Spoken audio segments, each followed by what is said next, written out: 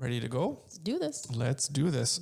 What's going on, everyone? Welcome back to the Nut Up Show podcast, where myself, Odum, and my lovely wife, Andrea, we get together and we talk about, I don't know, just a bunch of different stuff. Just stuff that we do that we're, trying to improve our life upon. I don't know, just things to just shut up and get stuff done to do better at. I don't know. Does that make any sense? Live our best lives. Live our best lives. Indeed.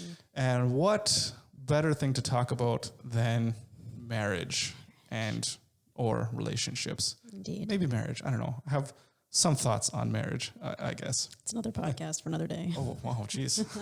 So today I thought it'd be a really fun idea to talk about what our, top keys to a successful marriage or top tips on what a successful marriage is. Well, and I think maybe we should talk about why we would even talk about marriage on our podcast, The Nut Up Show. All right. And I think part of nutting up is it's like you nut up or shut up, just do what you need to do to be a good life without any excuses. And I think part of that is relationships, because that's a 100%. Really important part, obviously, of life, and is to have good relationships in your life. And obviously, if you're married, it's kind of a big part of your life. Yeah. I don't know if you could be, I'm sure some people could, but if to be truly happy without having solid relationships and people around you that you love and that you trust and that you can count on, the shoulder to cry on or whatever, if you're just by yourself and I think you're not with other people. Like I said, I don't know. I haven't done any crazy research. I don't have any data with all this stuff. This is all just personal opinion through our own experience being married or what have you.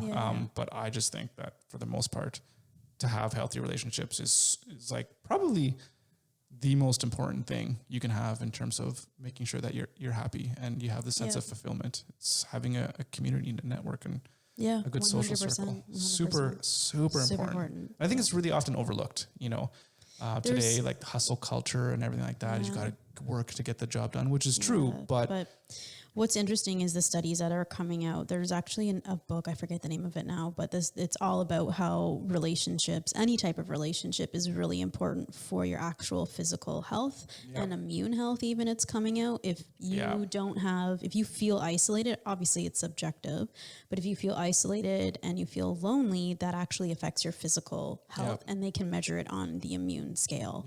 So it is really important. Because all this research stuff, it even came out before the pandemic, but just stuff coming out now after or during, obviously saying that, when you're isolated, lonely, or what have you, you're actually more immunocompromised to getting sick or what have you. So not only is it bad for your mental health, but it's bad for your actual physical health as well. Right. 100%. So that's why we're talking about it, because super important. Yeah. Super important.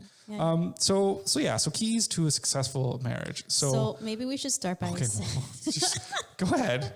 We should start by saying how long we've been married and how long we've been together. I'm not going to answer those questions because I don't know if I know the answer.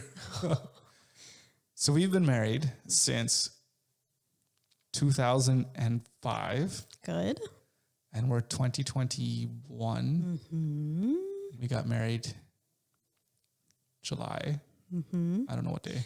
So July. I'll save you the math. It's 16 years. 16 years. Yes, I can do math. Before. I'm good at math. But we've been together for way longer than that. We've been together since 1999. Yes.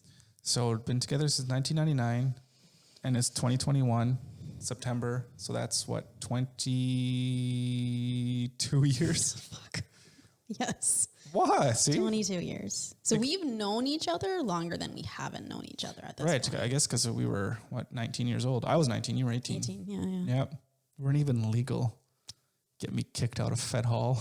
Do you remember that? All the things. There was a big party at Fed Hall. That was the, it was like the club, one of the big bars or whatever at the university, at University of Waterloo. We actually got married in there. Kind of brings it back to that. But anyways, so we were at the club there, and then you just when you're 18, you have to wear like a wristband to know that you're not allowed to drink. And then you took a drink from my cup. Then all these Men in Black type guys would come in. Blah, blah, blah, blah. You guys come to the back, and they're like, they made us sit at the back. We should just be like, fuck it, I'm leaving. Yeah, but then you think you're like, oh, I'm in trouble because we're sitting, they're like, sit in those chairs. They're going to come talk. I'm like, it's so stupid. Like, can I go now? We done here? Whatever. But I guess they could. I mean, that's illegal. So they could probably call the cops and throw you in jail. Yeah. Well, not throw you. I don't know. I don't know what the. Who knows? Yeah. But you just took it from me. I didn't even give you a drink. You're just like, I'll take it. You're like, nothing's going to happen. I'm like, apparently something is going to happen. Anyways, rule number 1. Don't give your underage partner something to drink at a club. That's the first key. It's the first key to a happy marriage. First key. So is there anything else before we start that we should outline? No, I'm good. So this is our relationship. Yeah. So we've been together for 22 years. Most of them happy. I'd say all of them. No, I'm just kidding. Of course. Of course. How could you not be happy with someone like me? It really defies. Of course you are. All right. So I want to separate. I have this into kind of 2 different categories here. Okay. Before you get married. Oh, okay. And then after you get married. Okay. So I'm going to throw in my things, and then you could, of course, refute them or whatever, because some of them you might not even agree with. I don't know. Probably. So at the end of this, we might be divorced. So then take everything we say with the biggest grain of salt you could ever possibly imagine. Okay. Take it with a salt mine. Yeah. So, all right. So before you get married, there's a lot of, before I'll say this, there's going to be a lot of overlap. There's going to be a lot of things here that you can apply to different points. So anyways, you'll see what I think. So the first thing, and these aren't in any particular order in terms of importance. So let's just start here. So number 1, the first thing that you should check for is to make sure that your morals and your values are aligned. Yeah. Now, that's not to say that you have to literally be identical people. No.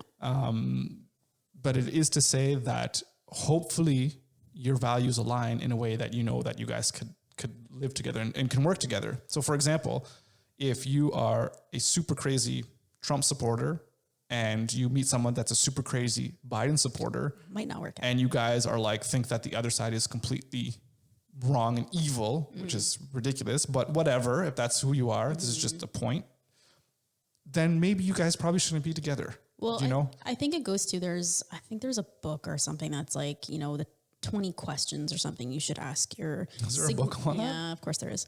That you should ask your significant other before you get married. So, and I think a big one is like kids versus no kids. Obviously, that's going to be a deal breaker for somebody if you don't want to have kids, or you do. So, but I think that goes, again, I have this as a note, is like, you need to be on the same path together. You don't necessarily have to be the same person, but you have to be working towards the same goals and values. Right. Together. And obviously, like, me and you are completely opposite people. And so we do things completely differently, but we have always had shared values and shared goals. And so that's why it works. Exactly. So, yeah. Well, one thing that I'll say is our different, I guess you can say, our values are the same in terms of keeping a clean and tidy house, for example. But our methods of getting there are like completely opposite. So for you, you're totally fine with taking all the mess and just shoving it into a closet and closing the door. Okay, like, that was not now. Okay. But, have you seen our closets? Okay, but before. Okay. This is a safe space. I'm not criticizing you in any way whatsoever. Except I am. I'm just illustrating for educational purposes. So that would be, kind of the person, like, out of mind, out of sight kind of thing, whatever. Hey, everything's clean. And then you open that door. Yeah. And it's like, oh, look at that. Like, I'm just drowned in this stuff. Yeah. So, but for me, like when I go in to clean something like that, it's like, oh, I got to take 3 days off my calendar to go in there and clean it, like everything, like scrubbing the corners of getting the grout, I got to go in there and clean it. But it's like, it doesn't happen very often, but when I do clean, it's like, it's ridiculously clean, because it's like any little mess just drives me kind of insane. So it's just, we have the same goals, but the way that we get to them is just completely different. So obviously there's a little bit of exaggeration, some funness there, but, so anyway, other things to make sure that you're aligned with is, religious values as an example, right? whatever, if somebody's a fundamental Christian and somebody's a fundamental Muslim, whatever, your values might not align. I've heard of people that they get together and they make it work, and that's fine. But that's where it's all about making sure that everything else is aligned, right? Like you said before, part of the values is like, how many kids do you want to have? Maybe that, of course, things can change, and like, as you get older, you might have different opinions, but at least if you get together, be like, well, I want to have a family of 3 kids. And the other person's like, well, I don't want to have any family at all whatsoever. Just think about how much time do you want to invest in this relationship? If that's going to be like a deal breaker, right? Exactly. So, and yes, like I've seen it so many times where people get into a relationship and so like one person wants kids, the other one doesn't. And they're like, well, I'm just going to stick with it.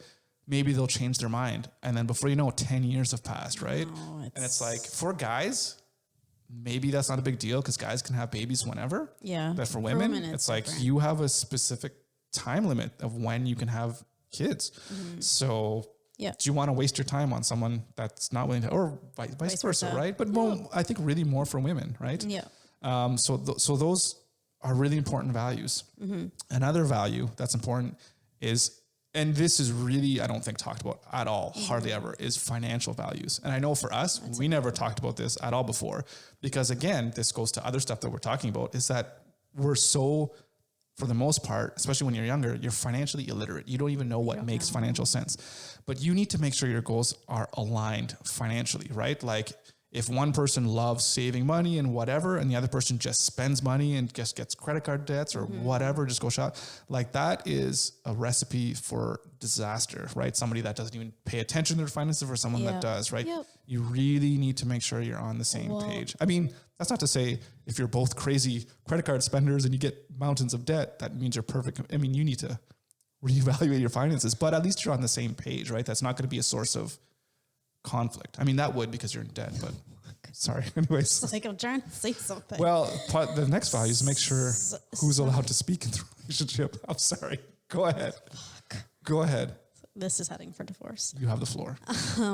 Well, no, that's what I was going to say is most arguments in relationships are about finances, and it is the most stressful part, right? So it is really important to be on the same page about that, and to be open books. I think that's pretty important. Yeah. I mean, a lot of, it's not necessarily arguments that we've had, but a biggest stress that we've had, of course, was when we were like just so incredibly broke.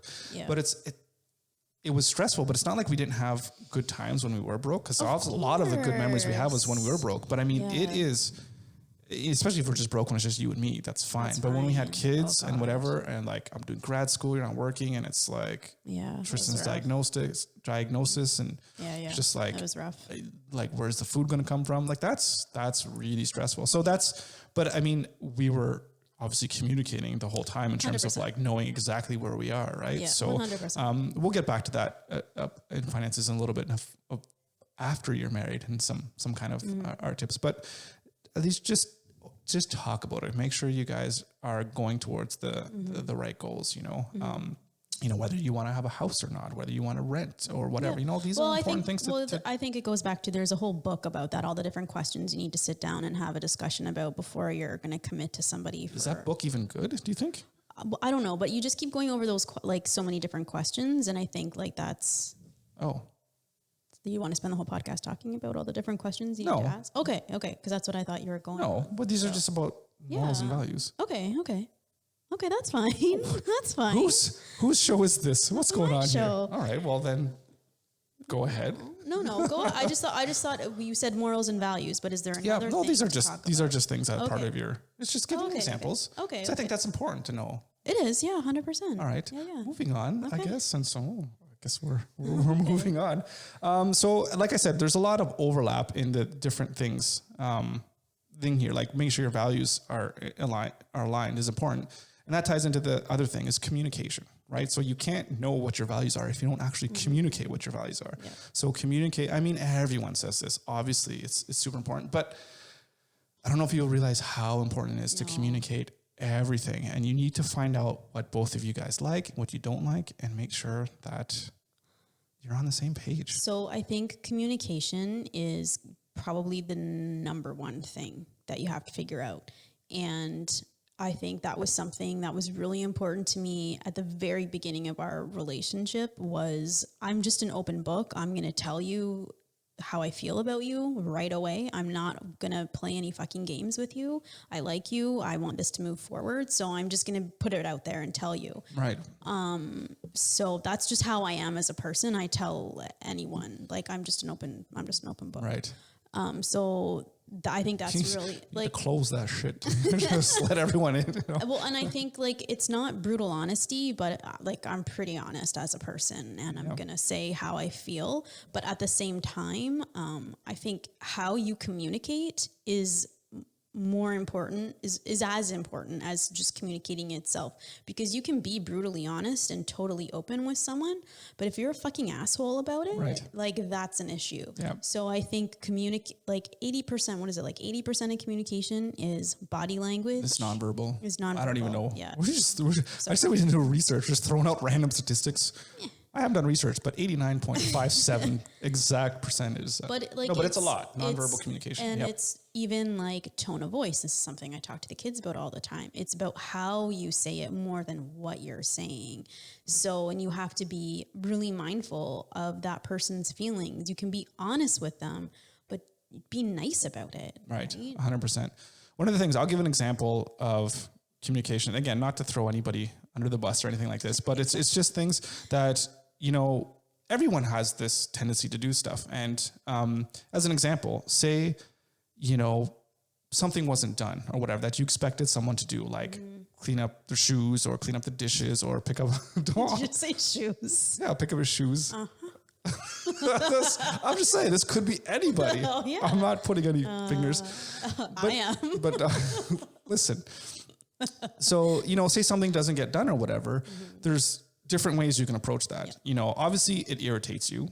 So what you can do is, while that person is there, maybe you could huff and puff into the area, take their shoes or take the dishes and start doing it angry and not communicating what it is. Like, obviously you're pissed. The other person sees that you're pissed because you're just taking their shoes and throwing them, or you're just doing the dishes angrily or whatever, or you're just sweeping really angry right in front of them or whatever. I've definitely never done any of those. No, I'm saying no, never, right? So it's like, okay. So a better way to communicate your feelings is just say, okay, listen, I know you're busy or whatever. I asked you to do this. Could you please clean up your shoes or whatever it is? Can you please do the dishes? Can you please put your clothes away? Can you please whatever? So, you know, it's just don't, like you said, just don't be, you don't always have to be an asshole. Like, I get it. Everyone gets frustrated, but anyways. So there's a couple of things here. So, people, and I am so guilty of this, is it's especially when the kids were babies, but it's like, don't play the martyr. Don't be like, oh, poor me, I have to do everything because you don't do anything. Like, that serves nobody. It just makes you feel bad, and it just makes the other person feel like a dick too. So don't play the martyr. So, and I think that's, women do that quite a bit, right? And I get it, because a lot of the housework and child taking care of is put on us. So it's fair, but just try not to do it. The other thing is, I think it's hard because you don't want to be a nag to the other person, and you don't want to have to continue nagging. But I think there are better ways. And one really great book, one of the best parenting books I've read, but I've applied a lot of the stuff to my communication with you, is How to Talk So Your Kids Will Listen, and Listen So Your Kids Will Talk. Right. And so it really goes over how to point out stuff that needs to get done without being judgmental and without nagging. Right. So you can say, like, with your shoes, because this is a big issue, you always leave your shoes everywhere. So I will say, you could say something like, by the way, they're indoor sandals. They're not outdoor shoes. They're also outdoor shoes. Let's just agree to disagree, shall we? Shall we? So I could point out, oh, I see there's shoes in the hall. And so you're making an observation. You're not blaming that person. Pick up your fucking shoes. Yeah. Even if you came to me just like, oh, God damn it. You know, in a joking tone, just pick up your fucking shoes. God damn it. Every time they're laying around, fucking tripping over them. Did you fucking pick up your shoes? But you say it with a smile, and it's like, and then I'm like, oh, I'm a fucking asshole. Yeah. But if you're like, you fucking useless piece of shit. How many fucking times did I tell you to pick up your goddamn shoes? I fucking hate you. But, like if you talk to me like that, that's a completely different thing. But it's making an observation, and sometimes making an observation will kick that person into be like, oh my gosh, yes, you're right. I need to put those away. I can see how that's really irritating you. And it's not judgmental. You're not making a value judgment on that person. You're just simply saying, this is what I see. And I do this a lot with the kids as well, because it doesn't make them feel bad. And then it's making a different pathway in your brain even, because then it's making you think about it in a different way. So I think that's really important. Yep. And I think another thing is if someone's pointing out something to you, I think you need to be open to taking that criticism, constructive criticism, or whatever it is. Right. Like you need to be open and be like, yeah, you know what, I could do better here. So this is another point. This was actually in the after you're married kind of thing, but it's obviously it's relevant here. And one of the key points to a successful relationship, I would say, is you have to just check your ego and just keep it at the door. Like it's not about you. Yeah. It's about you as another individual in a relationship. It's between the both of you. Yeah. Or the three of you, the four. I'm not here to judge how many people are involved in your relationship. You do whatever the hell it is you want to do. But the point is, it's not just about you, right? It's about everyone else. So be open to listening to what the other person is saying. Yeah. And that, you know what, you're not always right in certain things. And it's also not even about being right and wrong, actually. It's just about being a team and working together to figure out the right solutions. That's what it is. It's about being, and it's like if something, you don't take it personally, because you have to see it from the other person's point of view. If that's something that's really bothering that person and you're like, oh, it's just nothing to me,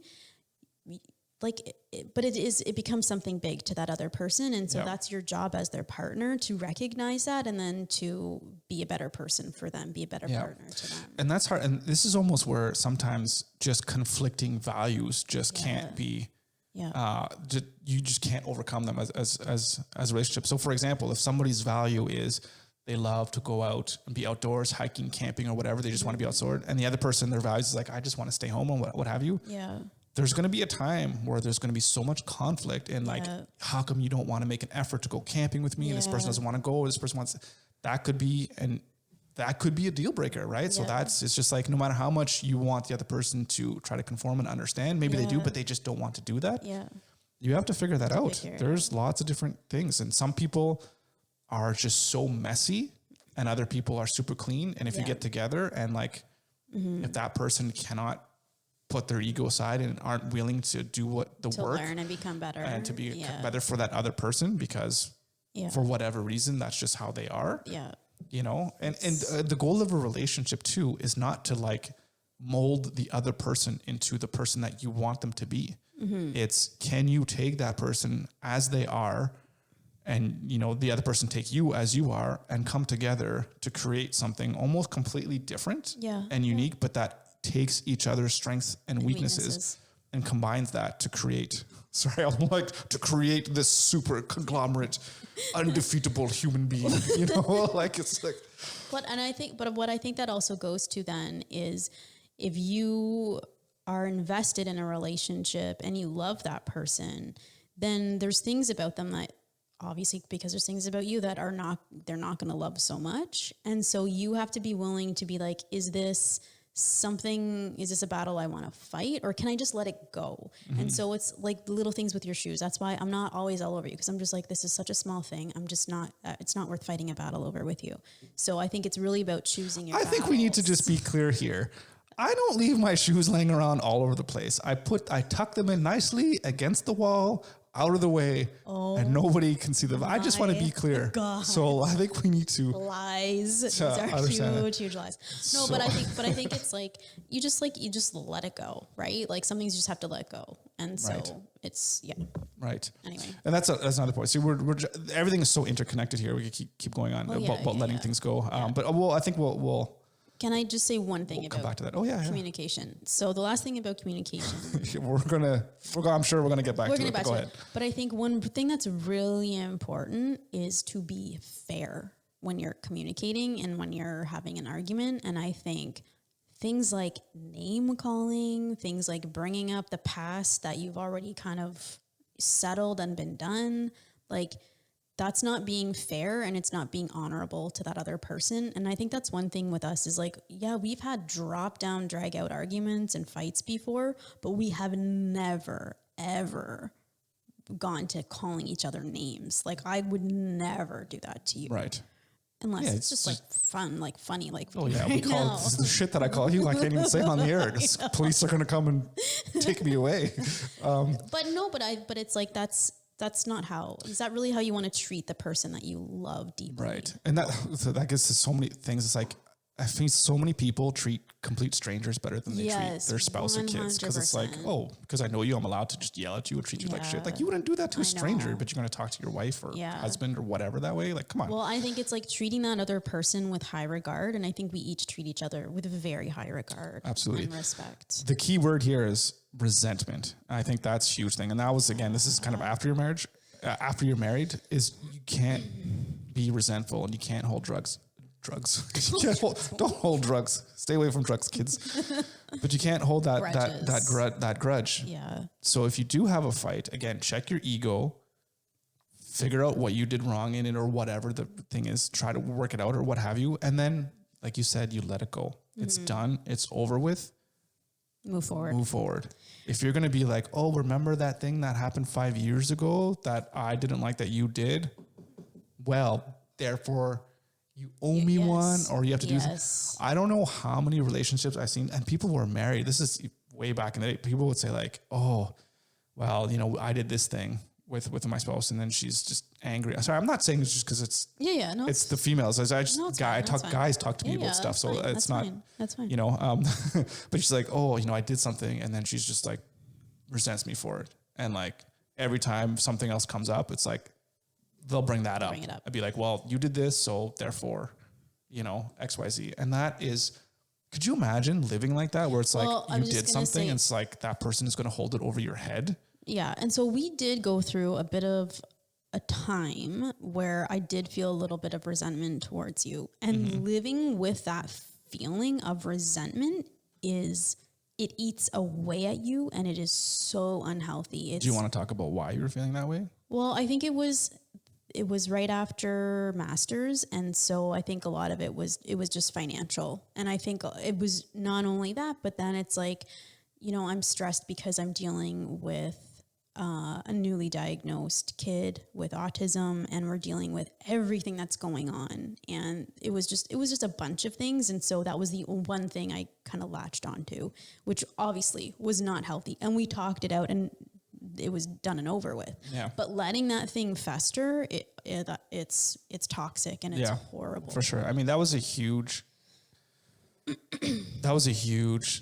stressful time in our life because so many things had happened. I'm trying to complete a master's degree, Tristan's diagnosis, and literally I think it was living off of like under $800 a month. Yeah. Where our rent alone was $1,200 a month. Yeah. For like 2.5 years. Yeah. So it's like, it was just building. And the whole idea is like, well, do masters because you could get a better job. And what have you. Yeah.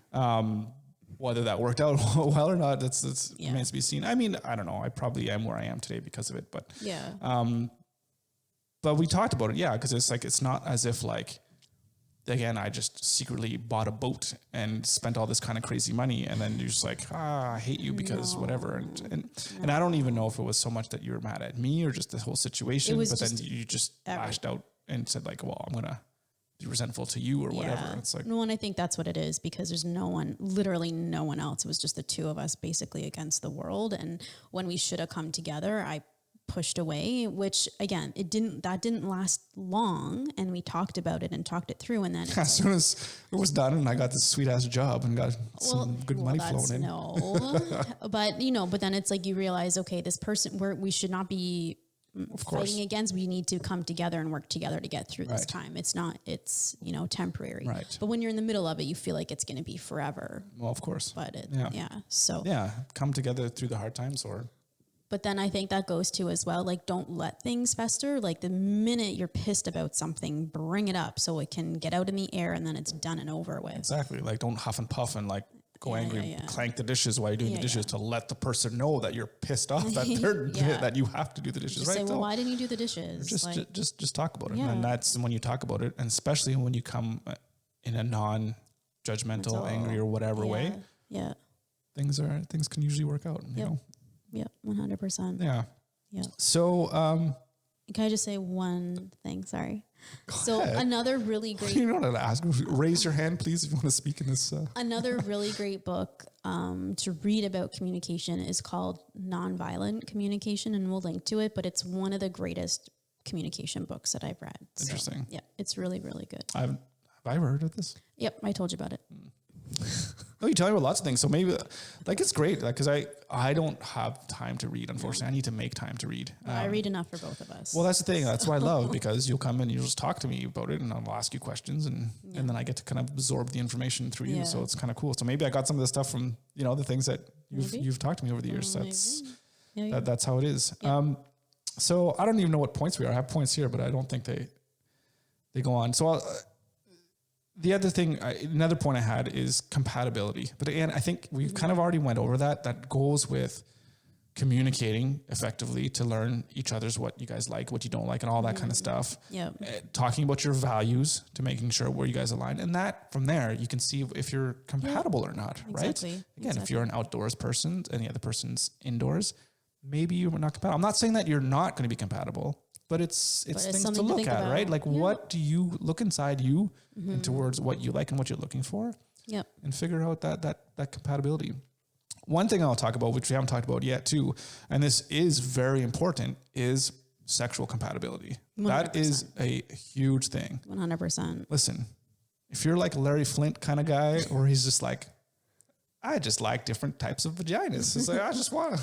Well, sorry, I just saw that movie recently, so I just love it. He's like, I don't want to marry. I'd like different varieties. And she's like, that's not what I want. I want that too. But anyways, figure out what you like. If you're the type of person that has to have sex 5 times a day, and the other person is the type that wants to have it once a month, that's going to be a problem. That's going to be a big problem. So that's probably not compatible. I know I'm going to the extremes here, right? But it illustrates the point. But it is a big thing. I mean, I don't have the statistics here.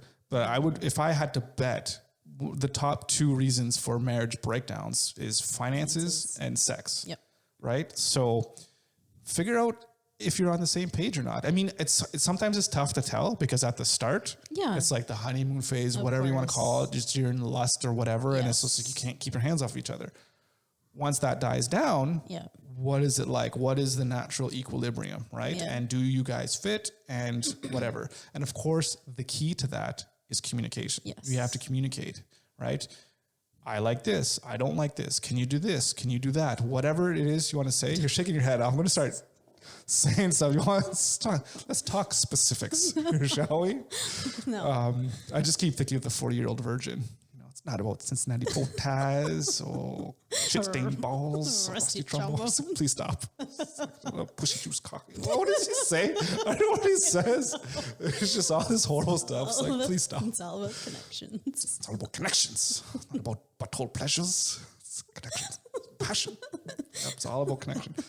So figure it out. Talk about it. If you like butthole pleasures and the other person doesn't, you have to decide whether this person is that a deal breaker for you. Yeah. Compatibility, communication, values, right? Yeah. What are your values? So that's it's I know it's silly we're joking about it, but it's really huge. Really important, right? So you have to be on the same page. And absolutely. And you can't be afraid to communicate things. I mean, especially like in the bedroom, like if you can't communicate to the person that you love about like what you want or what have you, then someone's going to be like what? Yeah, you're just you're gonna build that resentment, right? It's like, she's not cradling the balls every time. Why is she cradling the balls? That's what I want. It's like, well, does she know? Does she know? Yeah. Does he know? I don't know. I'm not judging, right? So you have to talk together, and you have to make sure you're on the same page. Yep. So the last thing about before you're married, and this is something that this is interesting, and I don't know if you're going to agree with this or not, but I think this is important, and maybe I'll give my reasons why, and you might not, and other people might not, and that's totally fine. Go on. You should talk before you get married. I think everyone should get a prenuptial agreement. Oh. So. We're a little late for that, my friend. You had nothing to protect. Okay, so there we go. I know, why are you laughing? Because it's so funny. It's not fun. Okay, I'm not just talking about me, of course.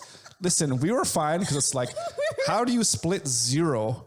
No, well, how do you split less? How do you split less? Well, I'll tell you what, you take the debt. And I'll take the cat. That's fine with me. We're good to go. Yeah. So obviously we literally had nothing. Even today, I think I've debt to my is still nothing. It's like, how do you split nothing? But no, it's important though, I think, because again, it's all about what is your financial relationship, right? If somebody comes into a relationship and their family is well off, so they're a millionaire or whatever, and the other person has literally nothing, not nothing, but whatever. Yeah. And then they get married and then nobody's protected. And then you're just setting yourself up for like just a nasty divorce, or the one person that brought it all is going to have to give half more than what they think. Yeah. I know you hear half. Sure it gets decided in the courts or whatever. Like it's so, I don't even know what the whole process is like. I'm sure it's horrible. Like how many horrible divorces do you hear about that's constant just dragging on or what have you? Yeah. And I think about it this way, like in business, whenever you go into business with somebody, you sign a contract, you have your insurance, you have a contract saying, this is what I'm bringing to the table. This is what you're bringing to the table. And you sign a contract. This is how even my businesses have worked. If I'm doing web design, or this is how it works. If I'm doing photography, you protect yourself and you also protect the individual. So why wouldn't you do this for like literally the most important merger of your life? To protect yourself. And you could always amend it later on or what have you, and talk about it while you're under cool heads as opposed to being fighting. And then you're not going to want to give anybody. Yeah. No, I want the miles. You take the miles. Or whatever. The wedding plan is like, I don't know. I think it's a good idea. I mean, some people it's a deal breaker. And if I like for today now, if I was bringing in whatever assets I wanted, I had this house that has been in the family for years or whatever. And it's like, I'm like, listen, if we get a divorce, I'm not selling this house. I'm not giving you half of it or whatever. Yep. Like, this is mine. Yep. Sign it, and if they don't want to, then you have to decide on whether that's a deal breaker or not. Yeah. I think people need to protect themselves and maybe even protect the kids too. Like, even for now, if we were to do, say, a post-nuptial agreement, do we sign something? We never even talked about this, so maybe this is the first time we're talking about it. Do we sign a paper that says, you know what, while we're amicable right now, like this is what's going to happen if we did get a divorce, that, we're going to stay in the same city or whatever so that we can have, maybe like the kids are going to live with you, but I'm going to be able to have access to them whenever I want or whatever, whatever the agreement is, right? And then we put it down now. So that way, if we do get a divorce, because it's like something super crazy happens where we're fighting and like, you're an asshole. No, you're an asshole. Well, and then, but it's like, well, this is the agreement. Yeah.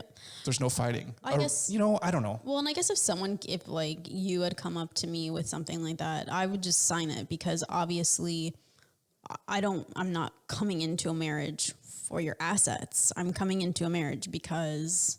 for your liabilities. We're just talking about assets, liabilities. No, but you know what I'm saying? So I would just sign it and just be like, yeah, whatever. Like it is what it is. But I can see how people could get offended by that. Like I can see it. Yeah. But I guess that's where your morals and values come in. But I guess the thing too, like for me, if we did go through a really nasty divorce, like I have spent the last 15 years of my life raising our children. And so that obviously has had implications in terms of my career opportunities. So I would be suing for alimony, right? Well, I don't know how you say it.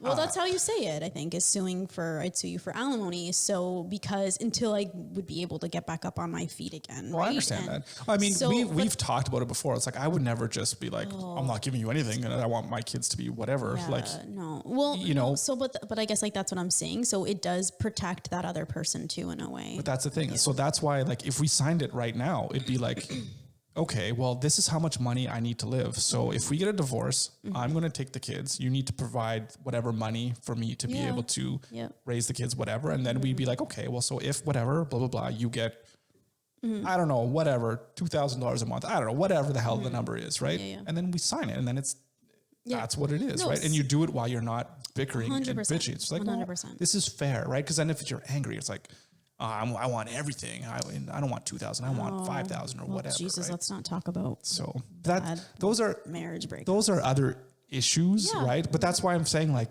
to not even get to that, this could probably be a good thing. Yep. I don't know. I just, again, this is my opinion, right? So if you think it's wrong, then it's great. So that's fine. I'm just thinking, I think it's a great way to protect people. Of course. It's like we sign contracts for like literally everything else we do in life. Yeah. But like this, I mean, I don't even want to get into the whole concept of marriage and I think it's kind of ridiculous or whatever. It's like these weird signing and contract, blah, blah, blah. So it's like at the end of the day, there's just lawyers get all this money. Anyways, I think it's a good idea, but whatever you think.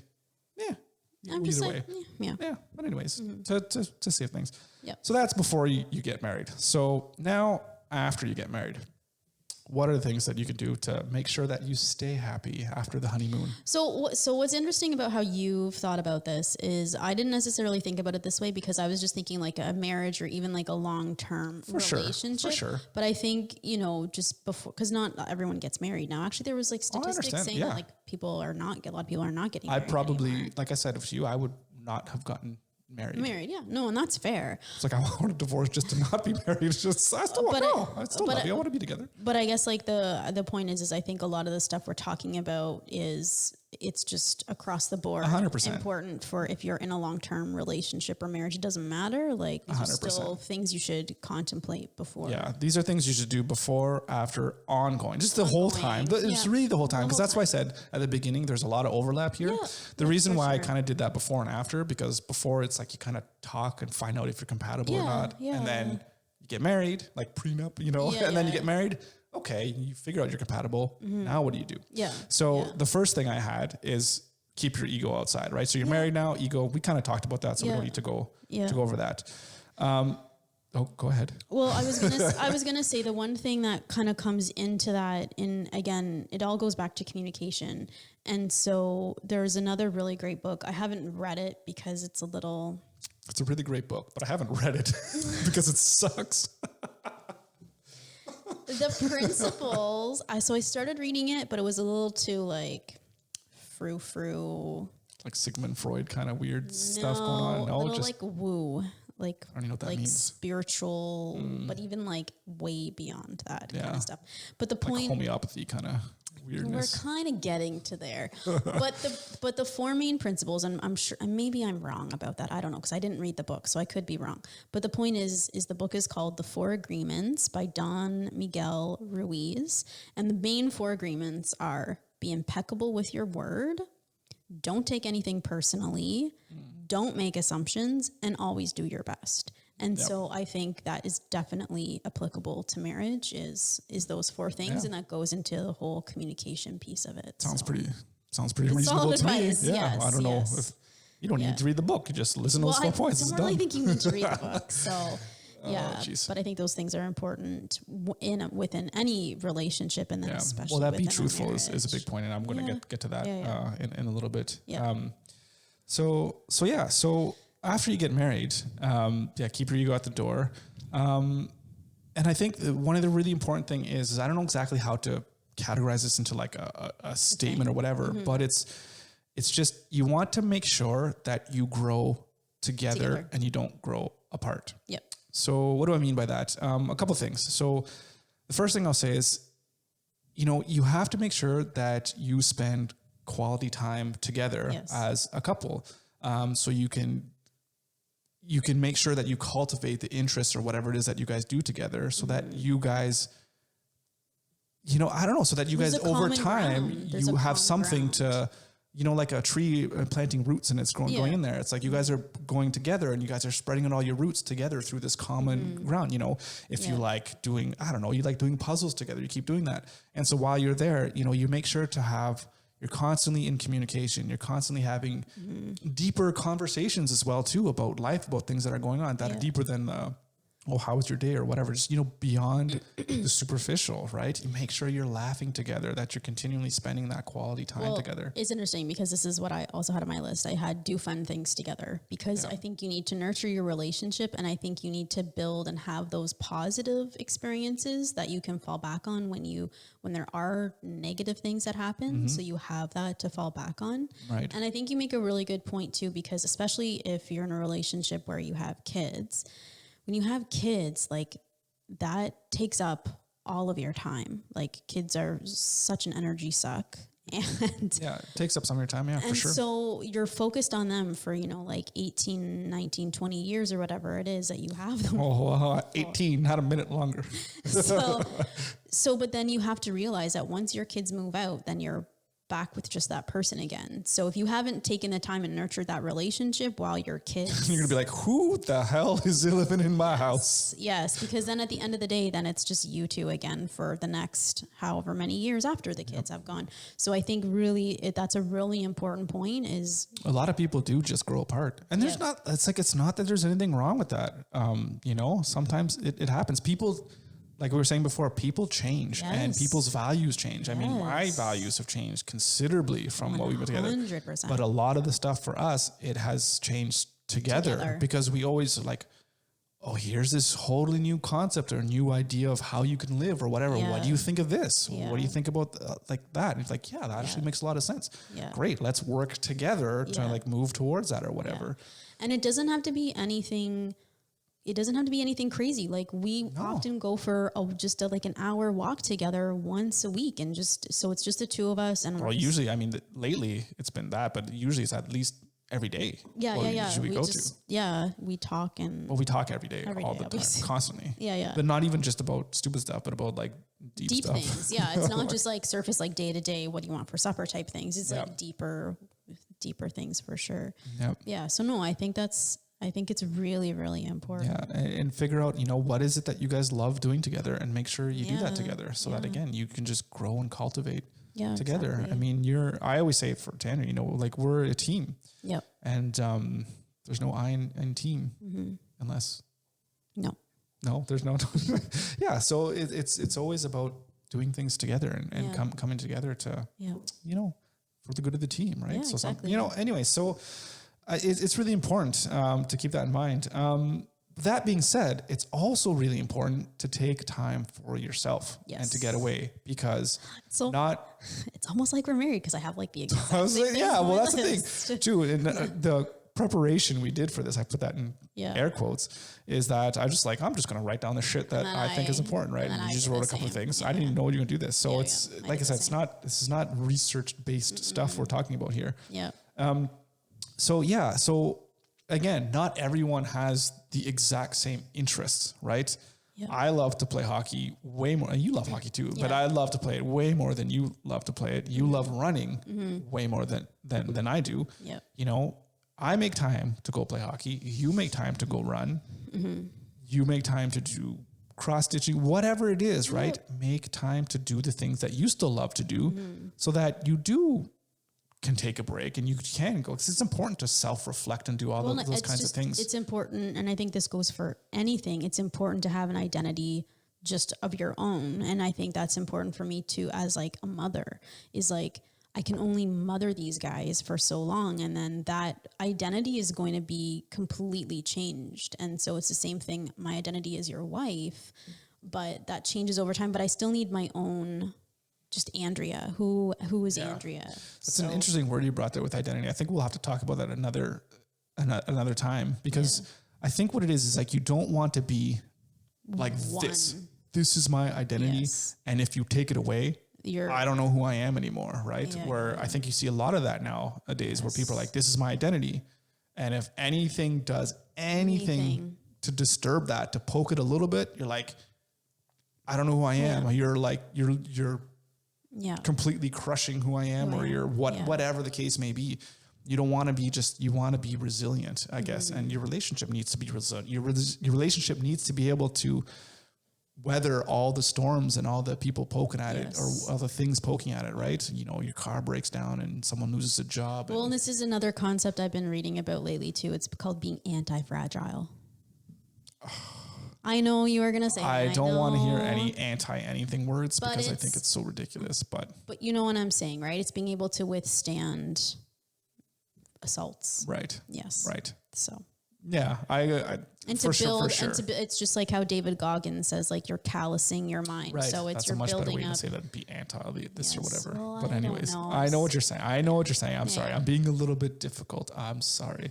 I apologize. See, sometimes you have to know. No, I'm just saying you have to know when you did something wrong, and be willing to take your ego aside and say you're sorry. Mm-hmm. That's nice. Thank you. Wow, no sarcasm there whatsoever. Okay, so what were we talking about? Yes, being able to, you got to be able to weather storms. So, and to do that, I think is to make sure you still take time for yourself and know who you are and pursue the things that you do love. Yep, that's important. Of course, we talked about this before. I have it here again. Just always communicate, constantly communicate. Mm-hmm. You're changing. Before we talked about sexual preference for example. Maybe at the start you liked having your balls cradled. Now you don't. Just communicate. Just let them know. Okay. It's examples, right? As you grow and things change, make sure you communicate that to your partner. Absolutely. Mm-hmm. Absolutely. Anything else on your list? Anything else on my list? Mm-hmm. Yes. Well, there's a couple things. 2 more things I would say. Mm-hmm. Well, no, I got 3 more things. Oh, so this other one here is forgiveness and compassion. Mm-hmm. We've talked about this again. It kind of overlaps. Mm-hmm. You got to be able to forgive. If somebody does something to you, you're married or what have you, understand where they're coming from and just be able to forgive, and be compassionate. Something happened in the heat of the moment. Somebody said something, whatever. Somebody screwed up. Everyone makes mistakes. Yeah. It's very important to be able to forgive. But I think on the other side of that coin, it's really important to know when you've hurt someone and to be able to say, I'm sorry. Oh, of course. I'm sorry. I was wrong. That's really important to be able to say. And that's with putting your ego aside and being able to. And if somebody's truly sorry and you're able to forgive them, like there's some things that are unforgivable. I don't think we want to talk about that or whatever, like physical abuse. No. Okay, you're done. You're done. It's like we're done here. You don't get to do that ever. There's no I'm sorry, it'll never happen again until it does. Anyways, that's a whole nother bag of worms. Yes. But it's a why are you smiling? Bag of worms? That's a whole nother bag of worms. Isn't that a saying? No. Isn't it? Kettle of fish. I never heard that before. What's a fish doing in a kettle? That makes no sense. I don't know. Oh, it's a can of worms. Can of, right? That's not even. We're opening up a can of worms. Is that what it is? Oh my God. Is that what the saying is? I don't know what all the hip people are saying nowadays. Patience is another thing. It's not on my list. Flipping through my page. Nope, not there. All right.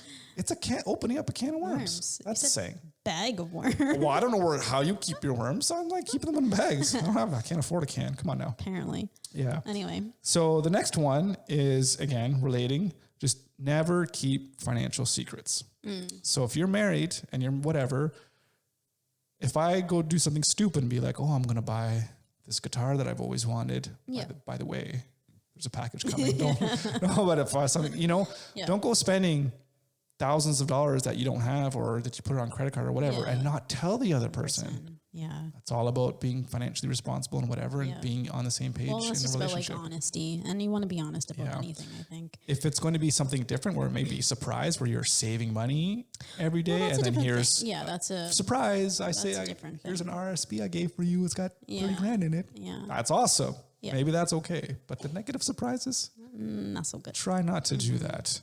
And the last thing I'll say is avoid the stupid cliches. And the one that I think grinds us the most is happy wife, happy life. I fucking hate that. That is so not true because everything about that is just ridiculous, just puts right? All the power in one person's hand. And I just think that's such bullshit. It's team. Well, it's funny because then I think this goes to one of my last points is you need to take care of each other. Yep. And so it's not about one person like that stupid cliche. It's about that empathy, taking care of each other. And another great book that I have also not read, but I've heard a lot about. You don't say it's great. This book, let's just be neutral. This book that is out there So maybe good or maybe bad. I don't know. So it's called the 5 Love Languages. It's pretty famous, and it's just talks about everyone has like their own love languages or things that they like more than something else. So it could be like acts of service. So like, and that's something for me that I really appreciate more than anything is when you do the dishes or you clean something up and I don't have to ask you to do it. It's just done. Right? So some people, that's their love language and that's taking care of them. Someone else, it's gifts. Like they like flowers, which I don't like. Please don't ever buy me flowers because they just die. I know when to buy you flowers. It's rare, but it's just to make all the other ladies in the office jealous. Yeah. So, and I'm not saying I don't like flowers, but I'm just saying, like, I would rather. You're like, I don't want to offend anyone out there who likes flowers. No.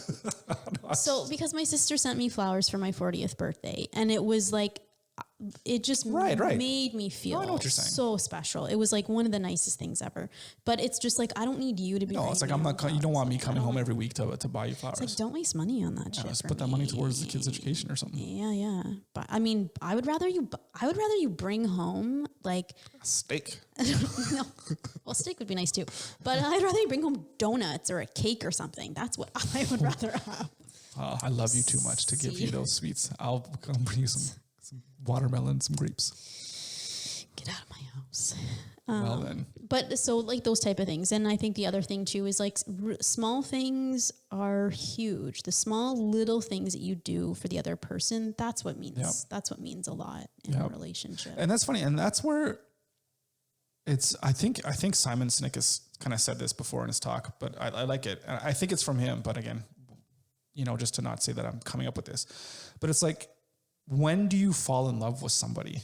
It's like, it's not like a specific point. Maybe you can say like, oh, it was at this specific point, but it's a combination of things that have been building over time where it's just like, oh, this person did this for me. They did that for me. Or every morning they say this or whatever. Yeah. And then it just builds and builds and builds where you wake up, you're like, I love this person, cause they do all those little things that just build up. And it's kind of even, as ridiculous as it sounds, it's like the 1% thing that we talk about every day. It is. It's like you work towards something, then you don't really know how you got to building this amazing thing because it's like, it's almost unimaginable how you can build it.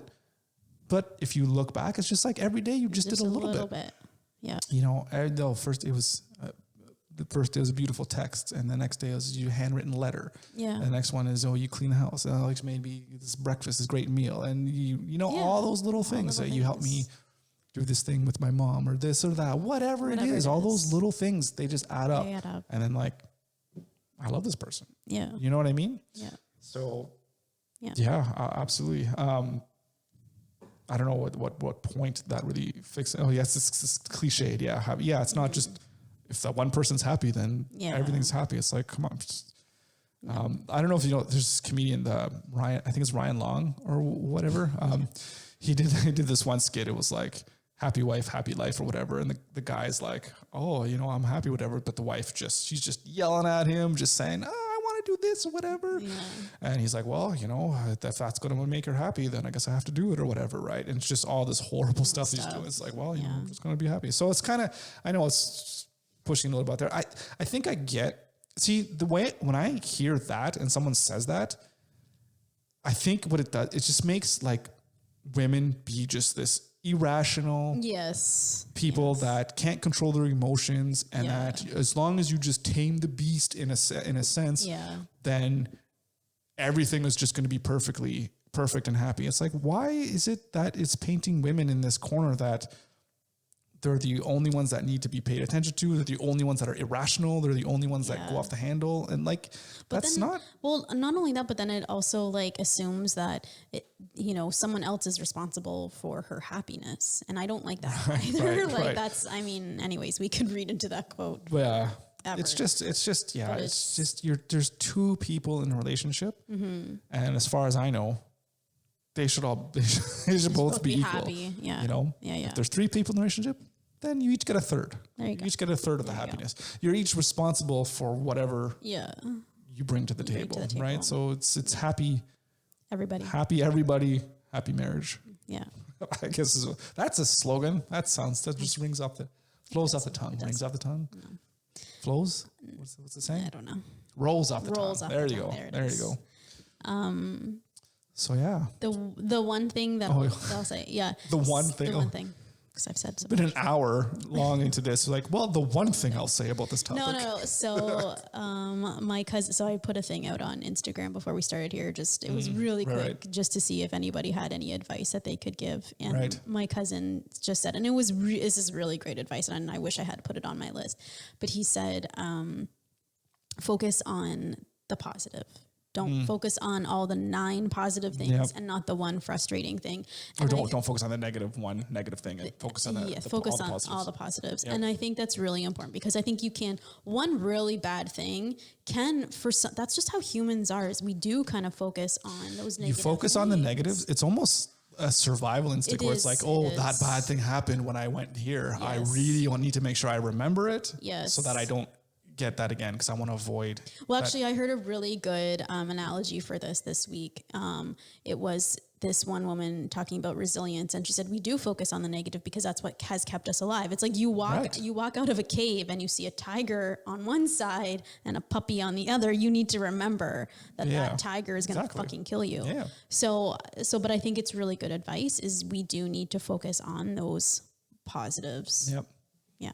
No, that's absolutely fantastic advice. And that's applied, like you said, that's evolution. That's in every aspect of our life you do all these great things at work or your job or your career or your entrepreneurship or whatever, and something bad happens. You're just like, the world's over. It's like, no, think of all the good things. What is that? It's from the poker Rounders. Yeah. It's like, all the great poker players, they don't remember how they built up their bankroll, but they certainly know that big pot that they lost. I used to play poker all the time. And in the end, in my whole career, I probably made like 10 grand in the whole scheme of things. Yeah.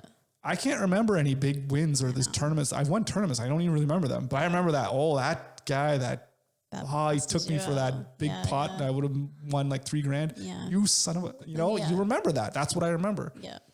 You don't, so it's interesting, but with that in life and in a relationship, like you said, it ties in with holding resentment. Don't focus on the negatives. Let it go. Be able to let it go. Learn from it, especially if it's something that you did wrong or whatever, or that you weren't thinking about the relationship or that scenario in the right way, right? Learn and then move on. And I think like maybe the last thing we could end on, if you don't have anything else to. No, I think that's it. I think the last thing to say is that it's not a static thing. It's not just you do one thing and then you have a good marriage.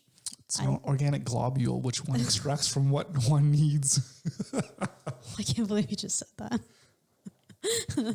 Well, let everybody guess what movie that's from. Yeah. Well, let us know in the comments if you know where that's from. Yeah. It's pretty random. Yeah. I'm not going to say. We'll just leave it. Yeah. We'll just let it, see if anybody gets it. And you'll win a shiny gold star, which you have to go to the store to buy yourself. But just know in your hearts that I wanted you to have that gold star. But it's something it's like a bank account. You have to continue to deposit. Cookie jar. Yeah. You have to continue to deposit money into it. It's like that analogy was perfect. I literally cannot say it any better. No, you always have to work on it. You always have to invest in it, and it can be as simple as just sitting down watching a movie together, right? Yep. Which sometimes our weeks that's all we can do. Yep.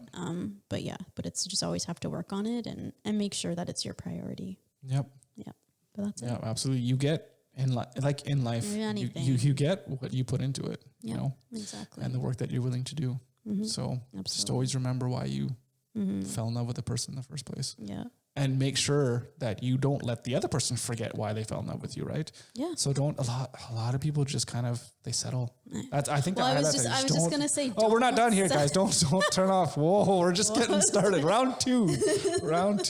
No, but that's what I was going to say. And it's funny because I had this conversation with Maya. I'm like, don't ever freaking settle for anything in your life. Like, just don't settle. Like, have that bar high. Yeah. And when you reach it, you just move it on, move it even higher. Yeah. So what I mean by that, don't settle too, is people will get complacent. I already won the relationship, or I won the girl, or I won the guy. We're married now. And then they just kind of stop trying. Yeah. So number one, I'm not going to send flowers. I'm not whatever the thing is, whatever the thing is. Yep. Yep. I'm not going to try. I'm not going to take them out anymore. I'm not going to show affection anymore, you know? And another sad thing, which is the reality of it too, you know, sorry to be harsh, but some people just let themselves go physically as well too. Right. So like, you know, I fell in love with somebody that was like, you know, they were like 130 and full of muscle, and now they're like 250 and whatever. It's like, No, you know, so, and if that's your value, okay, I'm not saying there's anything wrong with that. Okay. Stop crying. That's not what I'm saying, but I'm just saying some people have different values of what they find attractive or not. Right. So 100%. You know, so just don't settle and be like, no, you love this person. You have to keep trying to make sure that they know that you love you. Yeah. You know? Absolutely. And that's all, it's all connected. It's all about connection. It's all about connection, spirit, passion. Yeah, all that stuff. You know, so yeah. So just keep, you know, you got this. Come on. You got this. Just follow this. You'll be fine. Look at us. Oh, that was awkward. Wow. No. So we're still happily in love. So that's just, you know, don't listen to me. I don't know what I'm talking about. But if you find any of this useful, maybe try to apply it. I don't know. I don't know what the point is. The one thing I'll say about just rambling and talking. The one thing I'll say about our marriage is I never knew that a marriage could be as happy as ours is. So that's one thing. Oh, that's so sweet. But I think it's because it's our priority and we work hard at it every single day. Yep. So. And we're not afraid. I really think the big thing is we're not afraid to talk to each other. How many people do we have that call us or talk to us and like talk about the other person in the relationship? Yeah. Why are you telling me this? I know. Why aren't you telling this to your other significant other? I know there's some times that you need someone else to talk about it. I get that. But at the same time, there is nobody that I go to talk to about you to complain. Because I don't have anything to complain about because we talk about our shit. No, but I'm serious, right? Yeah, no, I know. It's like, and I'd call up a buddy and be like, oh, fucking man, these are fucking pantyhose lying on the floor, blah, blah, blah. Or can you believe that she's got to do this? And I'm like, so, you know what? I literally, see, and you have to make I don't complain about stuff, so I don't even know what to say. I don't even know what people complain about, right? You know, it's just like, oh, I can't believe this other person does that. It's like, oh, what am I going to do? It's like, that is... It's so foreign to me. But that being said, if people do come to me and talk to me, I'm like, I just try to understand. It's almost like I give this. It's like, you know, well, have you tried doing this? You know, I think you guys just need to sit down and talk and just figure this out because it just sounds like you guys are just on the right page on certain things. Just let her know how you feel and, you know, things will work out. Like that's the... But there is sometimes where you do need to maybe vent and because you don't want to be a nag because like... I get that. You know, there's times when I get that. leave the toilet seat up and... I get that. Yep. Me? Yeah. When I leave the toilet seat up? So you got to go. So I'm just like... That's it. To be honest, I rarely don't because I usually listen. I'm not ashamed. I sit down to pee most of the time. Which I appreciate. Well, it's great. You don't get mess everywhere. You don't have to worry about things going all over the place. Jesus. What's going on? Oh, it's spraying everywhere. It's ridiculous. I don't have to worry about that. Sit down and just... That's that. Anyway, yep. On that note, on the toilet seat fiasco. Love each other. Have a good week. I think we can do that. Are you talking us love each other? Or are you talking everybody? Everyone just love everybody. Everybody. Have compassion for your fellow. Empathy, compassion. It goes a long way. It goes a long way. It does. To building relationships, not only of marriage and your family, but anybody. Friends as well. People in general. Just people. Yeah. Be compassionate. Be kind. Be loving. Be kind. Absolutely. And understanding. And with that, I think we're done. Hope this was entertaining to you. Hope you enjoyed it. And if you have any advice, let us know. Yeah, just let us know. Just comment on YouTube or wherever you're listening to this. I don't even know if you can comment anywhere else. I don't know how it works. I don't know. Give us a phone call. Whatever number. I'm sure you could find it if you're resourceful enough. Anyway. Have a good one, guys. Have a great week. Talk to you next time. Bye.